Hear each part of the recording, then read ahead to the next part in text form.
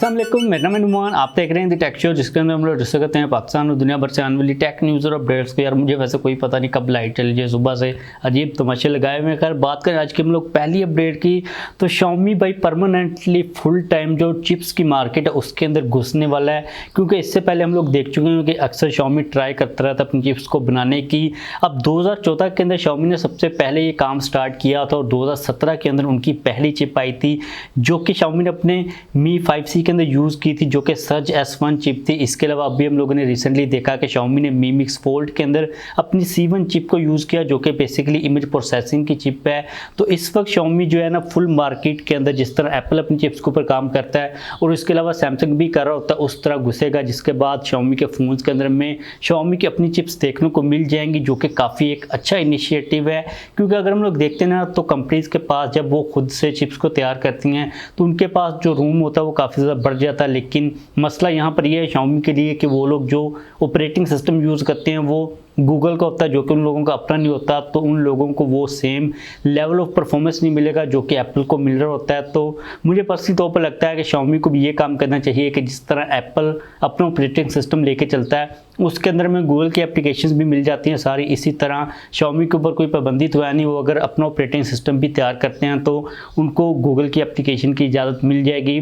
तो Xiaomi को साथ में ये काम भी कर लेना चाहिए ताकि उसका जो फ्यूचर है वो टोटली तौर पर सिक्योर हो सके और मार्केट के अंदर जो कंपटीशन बढ़ रहा है उसको लेते हुए भी Xiaomi को काफ़ी ज़्यादा फायदा होगा। तो लेट्स सी कि Xiaomi भाई क्या करता है। इसके बाद अगली अपडेट यहाँ पर आ रही है Huawei के HarmonyOS के रिलेटेड। तो ये चीज़ कही जा रही है कि जब से Huawei ने HarmonyOS का 2.0 यानी कि सेकंड को जब उन लोगों ने रिलीज़ किया था इस मंथ की, तो तब से लेके तकरीबन 10 मिलियन प्रोडक्ट्स के अंदर HarmonyOS को ऑलरेडी इंस्टॉल कर लिया गया, जो कि काफ़ी एक क्रेजी नंबर है। लेकिन हमारे लिए ये चीज़ इतनी ज़्यादा खास इंपॉर्टेंट नहीं है क्योंकि उसका हमें कोई खास फ़ायदा नहीं होगा। हमारे लिए गूगल की एप्लीकेशन ज़्यादा इंपॉर्टेंट है।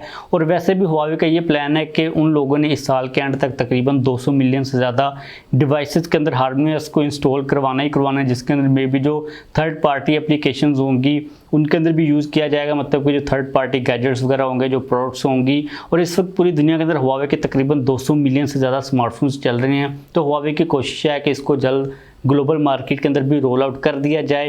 लेकिन ये देखना पड़ेगा कि एज़ कम्पेयर टू इस वक्त Huawei के फ़ोन्स के अंदर जो हमें गूगल मिल रही है ओपन सोर्स, दूसरा जो वर्जन है बेंचन वाला, उसके कंपैरेटिवली ये कितना ज़्यादा अच्छा है, क्या ये वर्थ इट है कि लोग इसके ऊपर अपडेट करें या फिर ना करें, ये चीज़ बहुत ज़्यादा इंपॉर्टेंट होगी। बात करने के लिए अपडेट की जो क्या आ रही है Realme के रिलेटेड, तो भाई Realme फुल टाइम आईपैड्स की मार्केट के अंदर घुसने वाला है, मतलब कि टैबलेट्स की मार्केट के अंदर घुसने वाला है। क्योंकि Realme के जो CMO हैं उन्होंने अभी रिसेंटली एक ट्वीट की जिसके अंदर उन्होंने पूछा कि Realme pad how about this name, मतलब कि वो Realme पैड का नाम लोगों से पूछ रहे थे कि ये वाला नाम कैसा है। तो मतलब ये कि Realme के जो आईपैड्स हैं वो बहुत जल्द आप लोगों को मार्केट के अंदर देखने को मिल सकते हैं। और इससे पहले हम लोग इस बात को ऑलरेडी डिस्कस कर चुके हैं कि Realme अपने लैपटॉप्स को भी लॉन्च करेगा। और अभी रिसेंटली एक पिक्चर भी सामने है जिसके अंदर जो लैपटॉप है जो कि सिल्वर मेटेलिक बॉडी के अंदर हमें नज़र आ रहा है।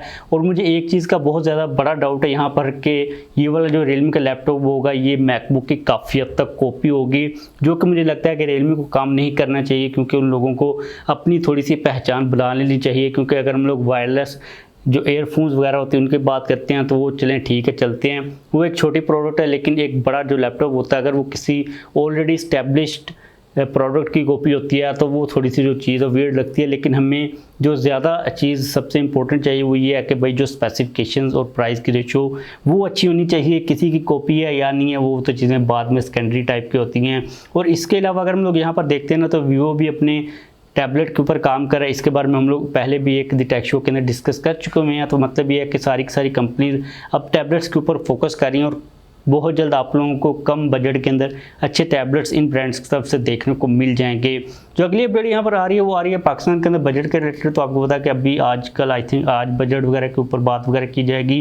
तो जो टेलीकॉम सेक्टर है उसको कहा जा रहा है कि कुछ हद तक रिलीफ दिया जाएगा। इससे पहले हम लोगों ने डिस्कस किया था कि मोबाइल फ़ोन के अंदर जो एडवांस इनकम टैक्स होता है उसको 12.5% से कम करके 10% के ऊपर किया जाएगा। और अभी ये चीज़ कही जा रही है कि जो फेडरल एक्साइज ड्यूटी होती है उसको भी 17% से कम करके 16% तक किया जाएगा। पता नहीं ये क्या चीज़ होती है। और सिम्स के ऊपर जो 250 रुपये के चार्जेस होते हैं उनको भी ख़त्म कर दिया जाएगा।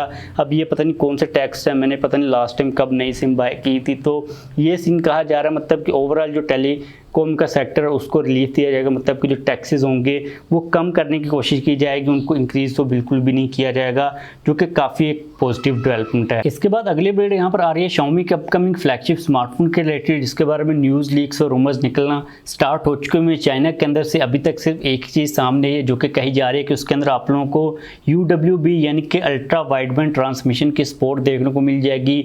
अब बेसिकली एक ट्रांसमिशन की आप लोग कह लें कि आप लोग कनेक्शंस की टेक्नोलॉजी है, जिसके अंदर आपको जो इंटरफ्रेंस मिलता है डिवाइस के कनेक्शन के अंदर वो काफ़ी कम मिलता है और उसकी जो एक्यूरेसी होती है वो काफ़ी ज़्यादा होती है। अब ये वाली जो टेक्नोलॉजी एप्पल ने अपनी iPhone 11 सीरीज से इंट्रोड्यूस करवाना स्टार्ट कर दी थी। इसके अंदर आपको एक बेनिफिट ये भी मिलता है कि आपकी जो IoT प्रोडक्ट्स होती हैं उनके साथ जो डिवाइस का कनेक्शन होता है वो काफ़ी अच्छा होता है। और आजकल आप लोगों को जो एयर टैग्स टाइप की चीज़ें देखने को मिल रही हैं, उनके साथ भी जो लोकेशन की फाइंडिंग होती है, जो प्रिसाइज लोकेशन होती है, उसको लेके काफ़ी ज़्यादा चीज़ें एक्यूरेट निकल के आती हैं। तो इस किस्म की जो सपोर्ट है Xiaomi की अपकमिंग ये फ्लैगशिप स्मार्टफोन के अंदर हमें देखने को मिल जाएगी, जो कि काफ़ी एक नई टेक्नोलॉजी है। अभी तक Xiaomi ने भी इसको इंट्रोड्यूस नहीं करवाया। तो लेट्स सी कि ये कौन सा फ़ोन होता है, इसके अंदर हमें और क्या स्पेसिफिकेशन मिलती हैं। तो इसका मतलब ये भी हो सकता है कि अगर ये वाली सपोर्ट हमें Xiaomi के फ़ोन के अंदर मिल रही है तो मे बी Xiaomi की तरफ से भी हमें किसी किस्म के कोई भी एयर टैग्स जैसे कोई सैम्पल स्टाइल्स प्रोडक्ट्स देखने को मिल सकती हैं। तो लेट्स सी Xiaomi क्या करता है। और इसके अलावा Mi Pad 5 के कुछ रेंडर्स भी सामने आए हैं, आप लोग यहाँ पर देख सकते हो, जो कि बहुत जल्द कहा जा रहा है कि Xiaomi इंट्रोड्यूस करवा देगा। अगली जो अपडेट है ये काफ़ी ज़्यादा इंटरेस्टिंग है। तो पाकिस्तान के अंदर आप लोगों को पता है कि जो वैक्सीनेशन है कोविड-19 की वो चल रही है और इस चीज़ के ऊपर गौर किया जा रहा है कि वो वाले लोग जो कि वैक्सीनेशन नहीं करवाएंगे उन लोगों की जो सिम्स हैं उनको ही बैन कर दिया जाए, मतलब कि आप लोगों की जो सिम होगी वो बंद कर दी जाएगी अगर इनकेस आप लोग वैक्सीनेशन नहीं करवाते। क्योंकि आपको पता है कि काफ़ी ज़्यादा लोग इस चीज़ को लेकर काफ़ी ज़्यादा अपने आप के अंदर सोच रहे हैं कि भाई वैक्सीनेशन नहीं करवानी, पता नहीं क्या हो जाएगा। तो सीन काफ़ी इंटरेस्टिंग है। वैसे मैंने करवा ली हुई है, फर्स्ट डोज लग गई हुई है, जो सेकंड डोज है वो बाद में लगेगी 21 डेज़ के बाद। तो आप मैं भी सोच रहा हूँ कि गवर्नमेंट को कैसे पता चलेगा कि किस बंदे ने करवा ली किस बंदे ने नहीं करवाई। तो सबसे पहले आप लोगों ने एक मैसेज करना होता है, अपने ID कार्ड को लिख के 1166 के ऊपर सेंड करना होता है, तब आपको मैसेज आता है जिसके अंदर लोकेशन बताई जाती है कि आप लोग यहाँ पर जाकर वैक्सीनेशन वगैरह करवा सकते हो। तो जब आप लोगों को मैसेज आता है उसके अंदर एक कोड भी होता है। जब आप लोग वैक्सीनेशन सेंटर के अंदर जाते हो तो वो वाला कोड आप लोग वहाँ पर जाकर बताते हो, कंप्यूटर के अंदर वो इंटर वगैरह कर लेते हैं, मतलब कि उनको पता चल जाता है कि कौन से जो ID कार्ड्स हैं वो रजिस्टर्ड हैं यहाँ पर। तो अगर इन केस उनके डाटाबेस के अंदर आपका ID कार्ड नंबर नहीं है तो मतलब ये है कि उन लोगों को पता चल जाएगा कि आप लोगों ने वैक्सीनेशन नहीं करवाई, तो आपके नंबर के ऊपर जो सिम होगी वो बंद कर सकते हैं। वैसे इसके ऊपर अभी तक बात की जा रही है, इसको अभी तक फाइनलाइज नहीं किया गया। और ये चीज़ भी कही जा रही है कि उन लोगों को शॉपिंग मॉल्स होंगे, जो पार्क्स होंगे, रेस्टोरेंट्स होंगे या फिर जो गवर्नमेंट के ऑफिस होंगे उनके अंदर भी इंटर नहीं होने दिया जाएगा। तो भाई ये सीन काफ़ी ऑफ है, आप लोग वैक्सीनेशन करवा ही लो। वैसे मैंने एक इंजेक्शन लगवाया, मुझे तो किसी किस्म का कोई भी नहीं फील भी नहीं हुआ, ना कोई बुखार शुगर कुछ भी नहीं हुआ। तो ये सीन चल रहा है। तो भाई जो फॉलो अप वो तो आपको करना ही पड़ेगा क्योंकि गवर्नमेंट काफ़ी ज़्यादा स्ट्रिक्ट चल रही है इस चीज़ को लेके। तो आप लोग इसके बारे में क्या सोचते हो नीचे कमेंट्स के अंदर लाजमी तौर पर बताइएगा। बात करने के लिए बिल्ड की जो कि आ रही है वीवो के रिलेटेड, तो वीवो ने Y73 को इंडिया के अंदर लॉन्च कर दिया और काफ़ी एक इंटरेस्टिंग डिवाइस है, काफ़ी इंटरेस्टिंग स्पेसिफिकेशन के साथ आ रही है। 6.5 इंचज़ का एमोलेड डिस्प्ले है, 90 हर्ट्ज़ का रिफ्रेश रेट नहीं है, सिर्फ 60 हर्ट्ज़ का ही रिफ्रेश रेट है। G95 मीडियाटेक का हीलियो प्रोसेसर है, 64 मेगापिक्सल का बैक साइड के ऊपर मेन सेंसर है, फ्रंट के ऊपर 16 मेगापिक्सल का सेल्फी कैमरा, 8 GB की रैम है, साथ में 3 GB की वर्चुअल रैम की सपोर्ट देखने को मिल जाएगी। 4000 mAh की बैटरी है और 33 वाट की फास्ट चार्जिंग की सपोर्ट है। बैटरी काफ़ी छोटी है, तो मतलब कि जो फ़ोन है वो काफ़ी ज़्यादा स्लिम है।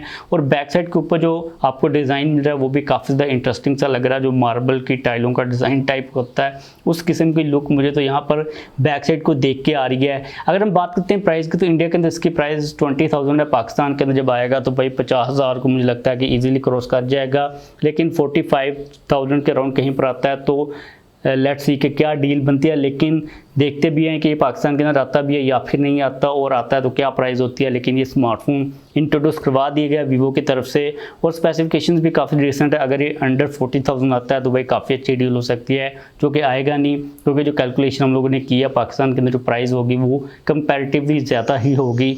तो बस आज के लिए हमारे पास ये टेक न्यूज़ अपडेट्स आ रही थी। वीडियो खत्म करते हैं जाने से पहले अगर आप लोगों ने अभी तक वीडियो को लाइक नहीं किया तो लाइक कर दीजिए। अगर आप लोगों को क्वेश्चन हो तो डेफिनेटली पूछ सकते हो। चैनल को सब्सक्राइब नहीं किया हुआ तो चैनल को भी सब्सक्राइब कर लीजिए।